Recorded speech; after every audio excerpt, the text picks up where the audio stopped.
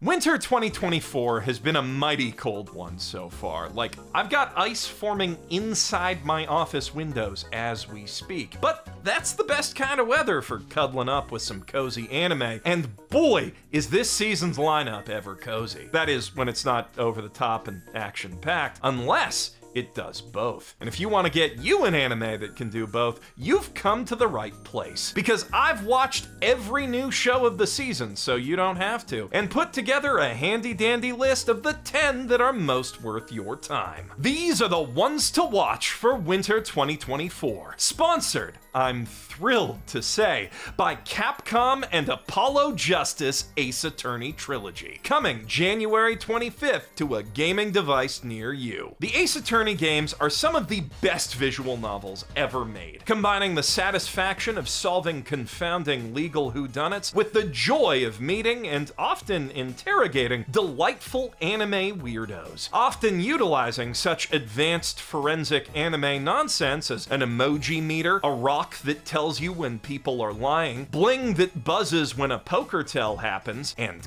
ghostesses. Also, you dust for fingerprints sometimes, though not nearly as often as you talk to dead people. In one of the games, the 6th one, you go to a country where the whole legal system's based around talking to dead people and show them why they still need due process. And that game's in this very collection, alongside Ace Attorney 4 and 5 and all their associated DLC for the first time ever in 7 different languages on Switch, PS4, Xbox One, and PC. What's more, the package comes packed with exceptional quality of life and bonus features, like the option to pick up any of the games from any episode or chapter, plus art and music galleries that include full orchestral arrangements of some of the game's best songs, and a built-in animation studio that lets you mix and match any characters and backgrounds you want to create your own custom Ace Attorney scenes. This is hands down one of the most generous remaster packages I have ever seen. And as a hardcore fan, I can't wait to get my hands on it, but I'm just as excited for all the new fans out there about to discover these games for the first time. So please, after you pick the trilogy up at the link in the doobly-doo, make sure to come back and tell me how you liked it down in the comments. But with that said, I am just as thrilled to get talking about winter anime, because after many long years of metaphorical winter with nothing but flickering Issa candles to ward off the cold and dark, fantasy anime fans are finally seeing our long-awaited spring. Spice and Wolf's coming back, High Card happened and is already back, Witch Hat Atelier's on the way, Freeren's still going and still peak Tolkien vibes, and now, this winter, Netflix presents Studio Trigger's Ryoko Kui's Delicious in Dungeon. The story of a plucky young knight and his pals trying to reach the depths of a dungeon before a dragon digests his sister, and the many fascinating monsters they meet and eat along the way. Above all else, Delicious in Dungeon is fun. A laid-back, low-stakes, character-driven comedy that feels like all the coziest bits of your favorite JRPGs smushed together. But in between all the laughs and obligatory anime food porn, there is some seriously solid world-building being done here, with a particular focus on the logistics of dungeon crawling and how they intersect with bizarre fantasy biology and ecosystems that sets the series apart from just about everything else in its genre, besides maybe Made in Abyss, but the overall vibe here is about as far from that as physically possible.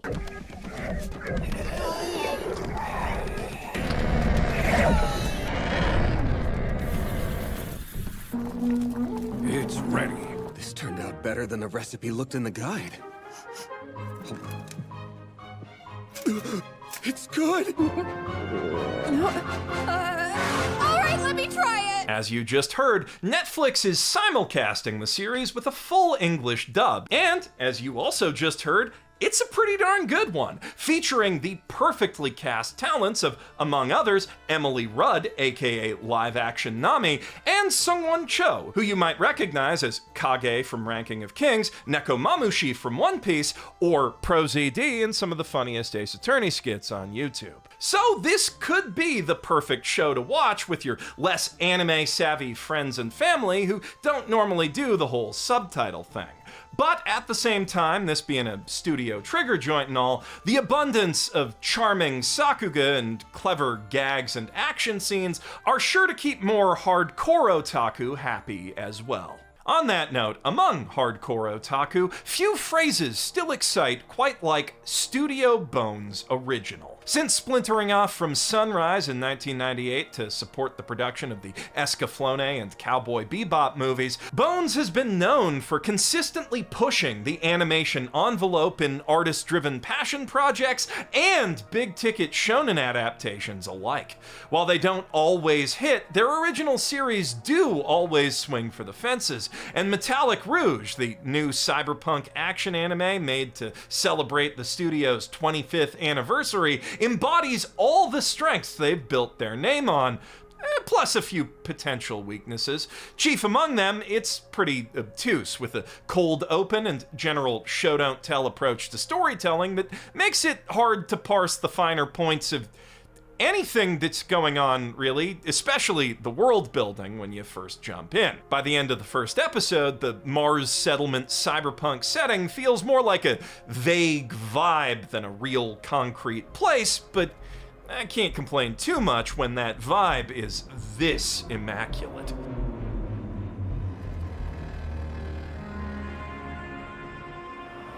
The story, so far as I can tell at this point, concerns an underclass of android workers who might actually secretly be bioorganic aliens that have Asimov's 3 laws installed in their brains for some reason.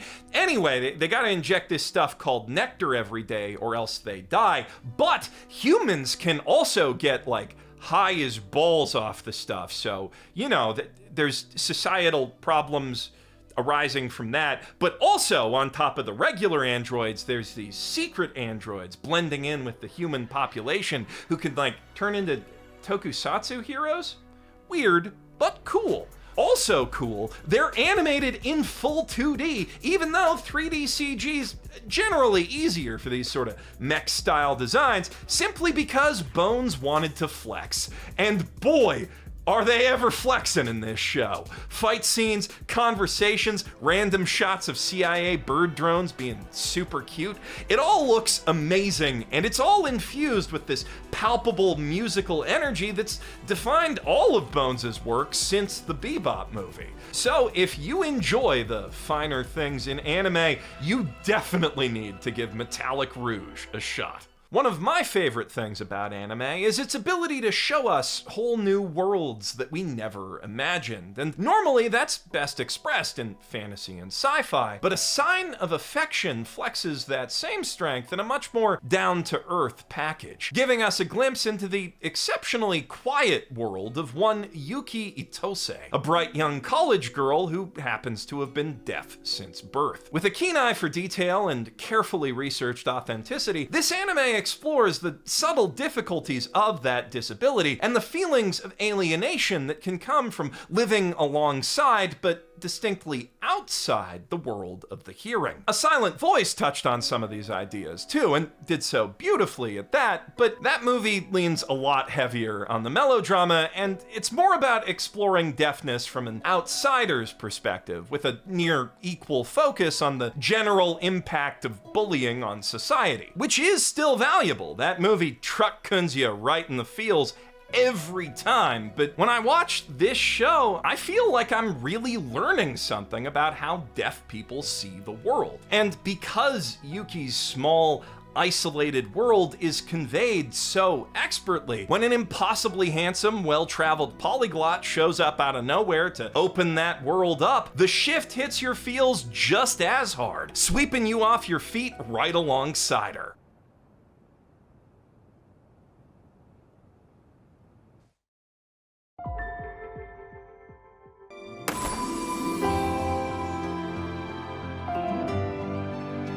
Oh yeah, yeah, that is some classic Doki Doki Fua Fua shoujo goodness right there. Maybe a little too shoujo in the male lower lip department specifically, but everything else looks so gorgeous, especially the backgrounds. You almost stop being distracted by it by the end of episode 1. Besides, if a character design nitpick's my biggest complaint, I'd say that's a pretty good sign for the show overall. Wouldn't you?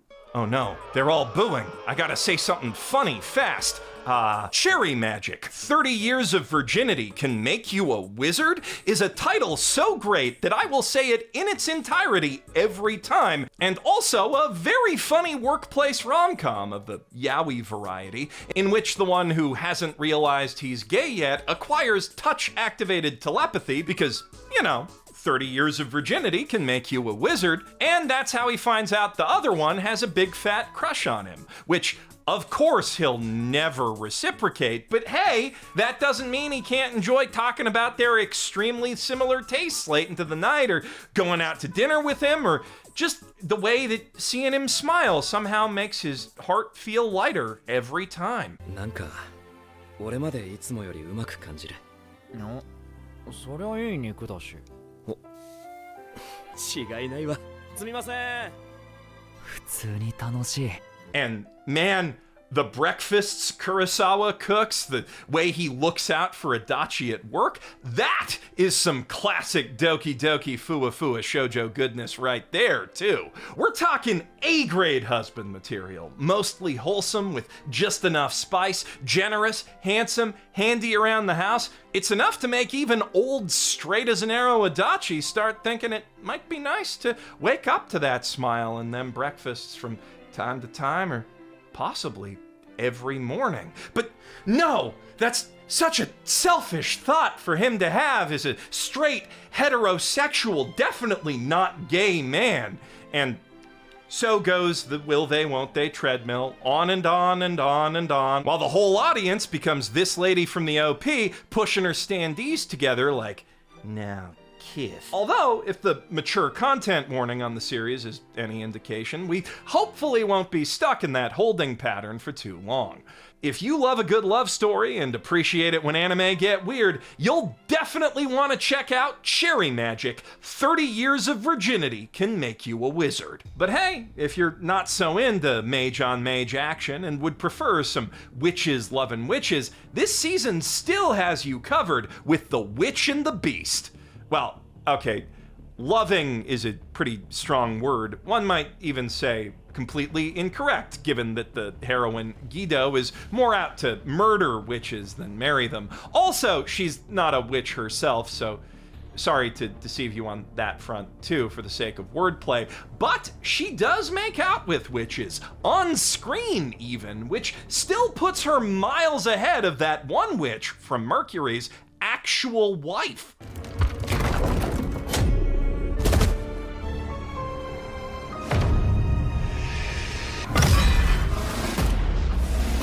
That said, her true uncursed form, by the way, smooching witches temporarily lifts curses, is what I can only describe as a Hulk, so I'm possibly sorry for implying Yuri when it's not actually Yuri, unless it is, and that's a scientifically plausible She-Hulk, as opposed to the female of an MMO race proportions that Marvel gave theirs, or maybe Hulks just don't have genders at all in this universe. It's not entirely clear. Very little about Guido is, besides the fact that she feels about witches the same way Frieren and Doomguy feel about demons.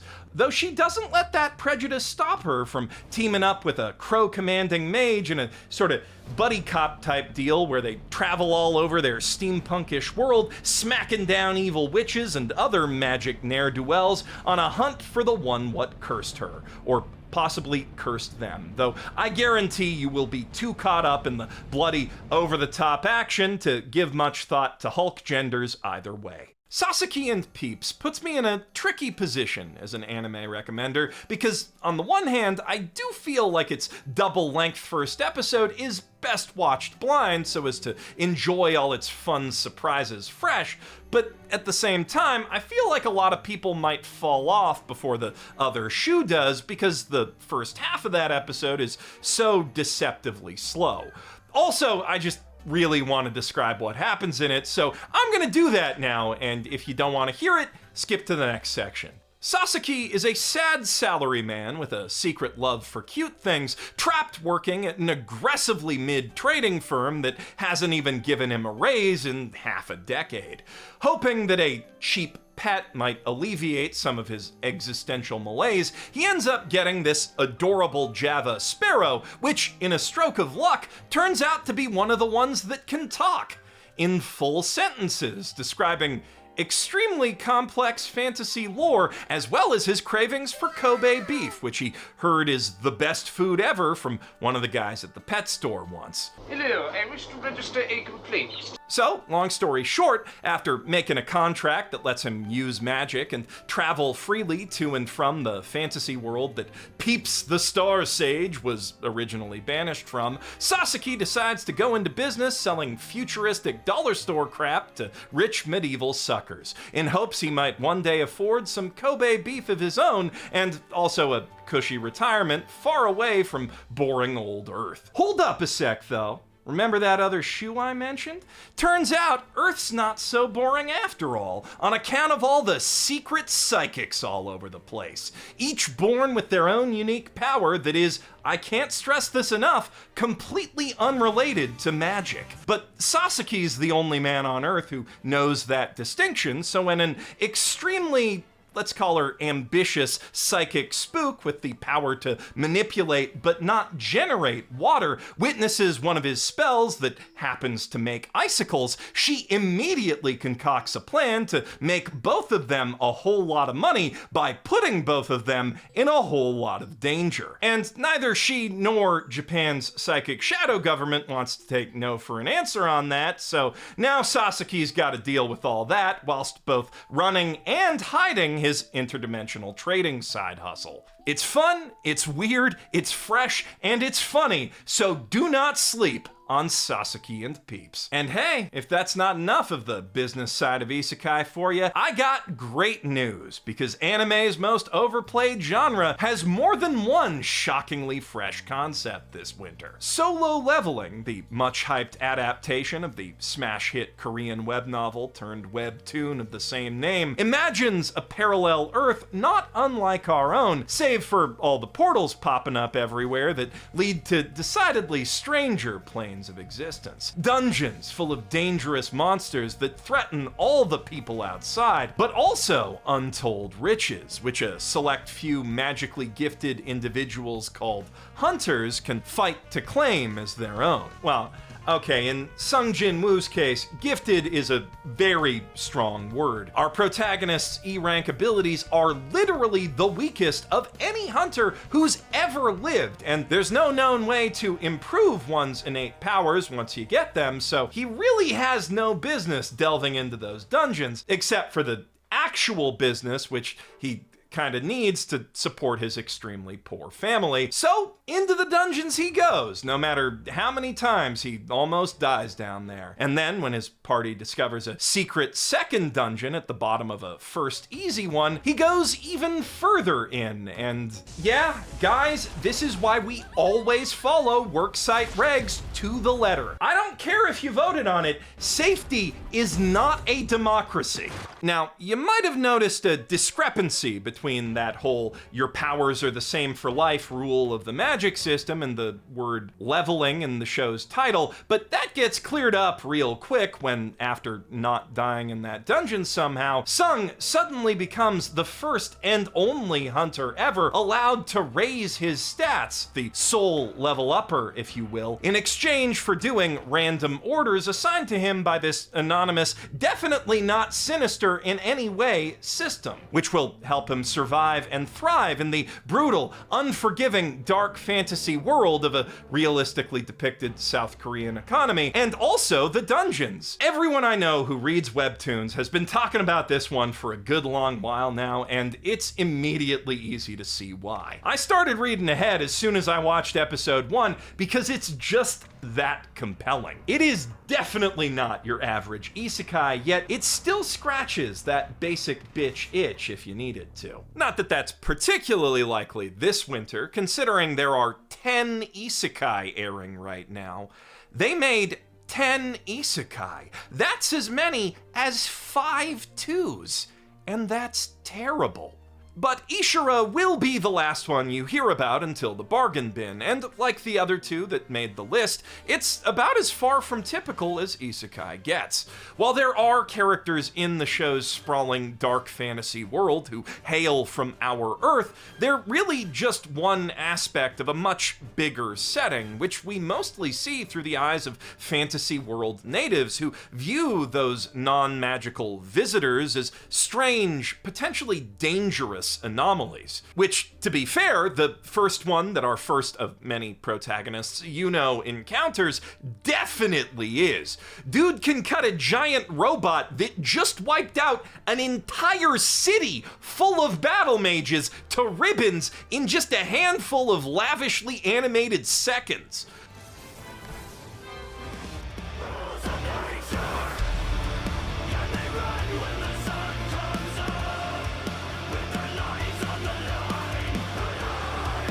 What's more, he clearly has so much fun doing it, reveling in his freedom over the ruins of her home and the corpses of her friends, that Yuno immediately begins to despise him, even though he just saved her life, offering to be his isekai guide in hopes she'll get to watch when the arrogant, misanthropic jackass inevitably meets his match. Which could be any day now, since Ariatia, the mightiest kingdom left on Ishura, is planning a massive tournament arc where all the insanely OP fantasy badasses who've been popping up all over the world since the Demon King got put down can duke it out to determine which one of them is the one true hero.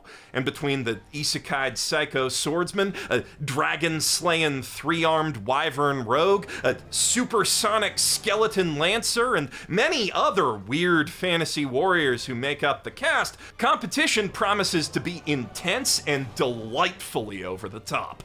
Fans of big dumb battle anime will find a lot to love here, but so will enjoyers of fiddly, backstabby fantasy politics with loads of moving pieces a la Game of Thrones. And if you, like me, like both, you're probably already itching to go watch it right now. But don't click off just yet, because I still gotta tell your battle anime loving ass about Buchigiri, the latest and quite possibly greatest original anime from the directing genius who gave us Free, Banana Fish, and Skate the Infinity. Buchigiri takes Skate's rundown, graffitied up Technicolor aesthetic and uses it to build a world of ornery delinquent martial artists fighting for the top spot in the local high school food chain. And into this dangerous world, it drops Arajin Tomoshibi, an ordinary, straight-as-an-arrow high school boy with no particular interest in fighting. And when I say straight as an arrow, I mean his only goal in life right now is to have sex with a girl, which might sound odd to those of you familiar with Hiroko Utsumi's other anime, which tend to be a little, how to put this delicately, Gay!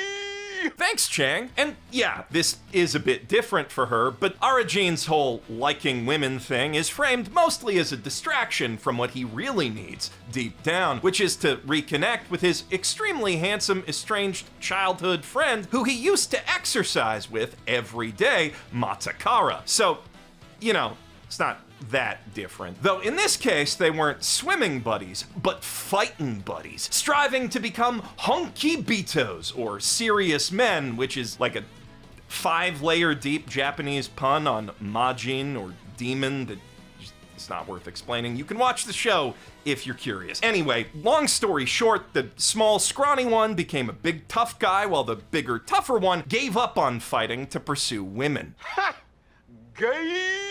Exactly. Little does he know, though, that the one will drag him dick first back to the other, because the only cute girl in crazy delinquent school whom he just happens to sit next to just happens to be the little sister of a local gang leader, and she just happens to like watching her brother beat up guys who like her. Though lucky for him, he just happened to accidentally shoot himself in the head with a bullet that gives you stand powers yesterday, so he's ready and able when the rom-com of his dreams turns into a battle shonen nightmare. If you yearn for old school high school school delinquent anime that don't look like hot garbage, or you're just looking for a fun time with good humor, great characters, and kick-ass fight scenes, don't miss Buchigiri. I also recommend Sengoku Yoko, the story of a young wannabe samurai on a quest to get strong who finds his life entangled with a medium and fox spirit on a quest to hunt down all the bad guys in Civil War-torn 16th century Japan and ask them, very politely, to stop, please and thank you. 'Cause, you know, how are you supposed to retire if you're a fugitive and social pariah for all the stuff you stole and people you killed? You ever think about that, Mr. Undefeated Demon Bandit?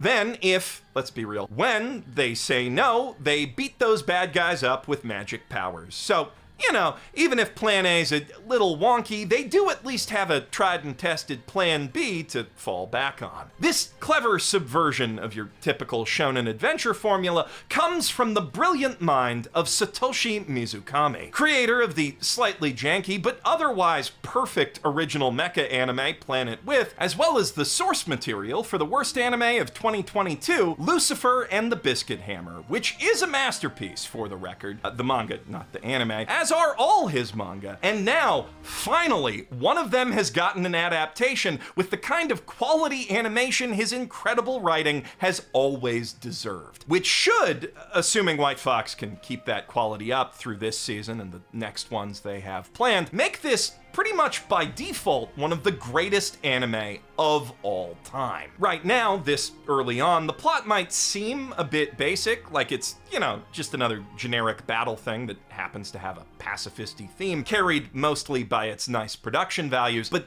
trust me, Mizukami is a master when it comes to shattering expectations and blowing minds. That brings us to the end of the top 10.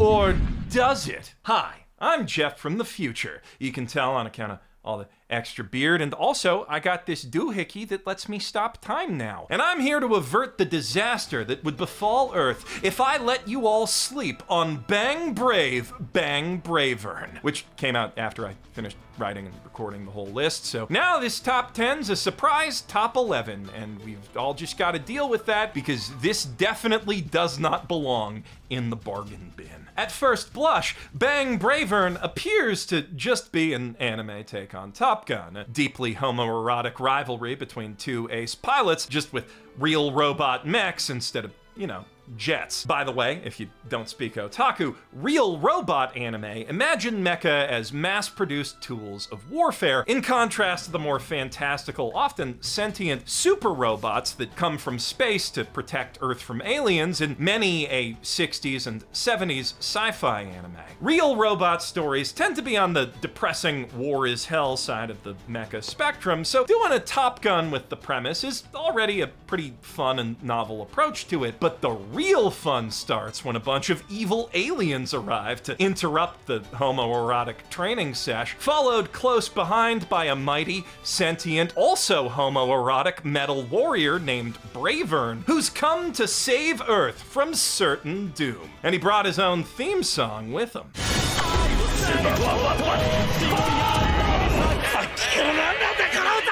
From there, a pretty typical alien invasion plot unfolds, just with realistically depicted G7 military leadership involved in the super robot proceedings, which gets pretty funny in a very dark way. Like, immediately after he saves everyone in Hawaii from certain doom by alien death ray, our chosen one hero Isami ends up getting waterboarded by the CIA to find out what he knows about that robot, what knew his name, and of course they're not gonna take, I don't know, I just met the guy for an answer. And when that robot extols to the assembled guardians of American hegemony that humanity will only survive this if they put their differences aside and stop doing wars, in between extolling the virtues of his new pilot/boyfriend Isami, everyone's just like, sure, whatever you say, man. Yeah, world peace, we'll get to that. It's an extremely clever double genre subversion that most mecha fans are gonna eat right up. But even if you're not familiar with the genre and its tropes, the combination of on-point satire and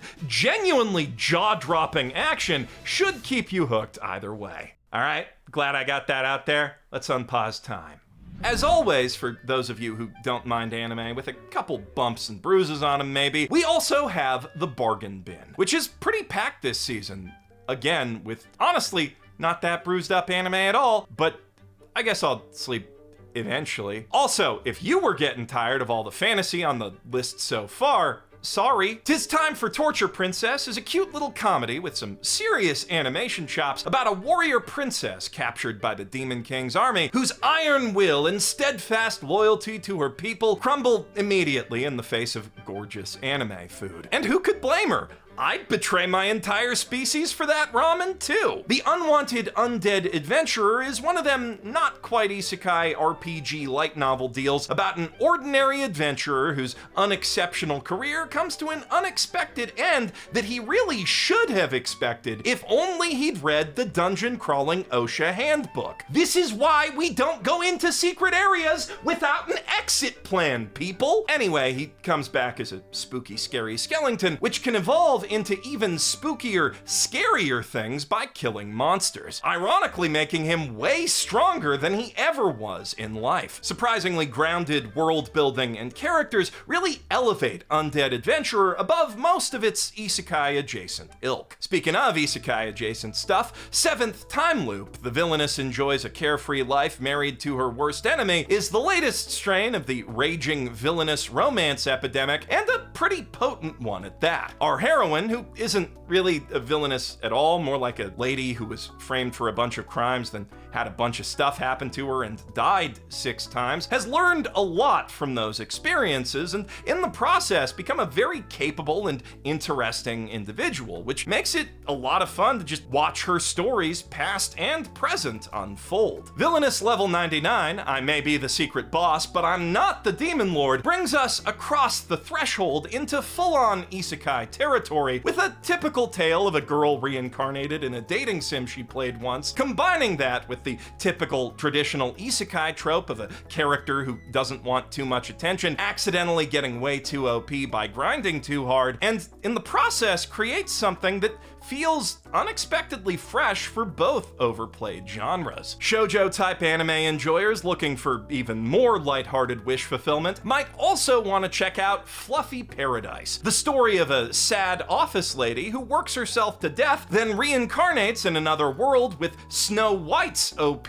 Every Animal Loves Me ability, though her ultimate mission is to determine whether or not humans as habitual monster and animal abusers deserve to be wiped out by God, so it's not that lighthearted. The wrong way to use healing magic follows a loner otaku who finds himself surprisingly walking home with the student council execs one rainy day, which just so happens to be the same day they're both destined to be summoned to a fantasy world as heroes, so he gets pulled in with them. This one's biggest strength is definitely its character dynamics. See, turns out the president's a closet otaku who's even more excited to do the whole isekai thing and get away from her real-world problems than Protag kun. And with both of them dragging the extremely sensible normie vice president along, the jokes kind of write themselves. It's one of the funniest isekai parodies I've seen since Konosuba. Last up in the isekai department, no, really, I promise, Chained Soldier is a solo leveling type monster portal isekai, which turns the genre on its head by making the protagonist his waifu's property. Though it is also a harem anime, so she will have to share him with all her cute squad mates, and not just the cooking and cleaning skills he's cultivated because men don't get superpowers on their version of Earth. Those girls are also going for, you know, the whole body that she has claimed as her own. Also, on that note, it's more of a fun kind of slavery than the horrible atrocity kind. After she uses her powers to turn him into a berserker battle hulk, his waifu is magically required to reward him with literally anything he imagines. So yeah, you're definitely seeing that one on the next hottest trash. Also, Hokkaido gals are super adorable, which is a harem anime with gals set in Hokkaido, in case the title didn't give that away. Last but not least, we got Meiji Gekken 1874, a period piece set in the early years of the post-shogunate Meiji era, which offers an impressively deft blend of politics and action. Unfortunately, you'd need to be pretty familiar with the timeline of the Meiji Restoration and all the major players involved to grasp all the nuances of the show's plot, but for Japanese history buffs and those willing to do a bit of homework, it's a real treat. And it's the last treat I have for you today, so thanks so much for watching. Here's the full ones to watch list one last time, along with where you can watch them for easy reference. But before I go, I want to give one last deep and hearty thank you to Capcom for sponsoring this video. I've been a fan of Ace Attorney since the first Phoenix Wright hit DS 19 years ago. The days of my youth, like the scent of fresh lemons, you see. It's also one of the first things I ever bonded with Yazzie over, so yeah, doing this sponsorship, being even a small part of an Ace Attorney game launch, is actual bucket list shit for me. And if you enjoy my anime recommendations, these games are literally foundational to my taste, so you'll probably dig them. I'm Geoff Thew, amateur anime lawyer, and this video is not legal advice. I don't know why you think it is, but it's not, so please don't sue me.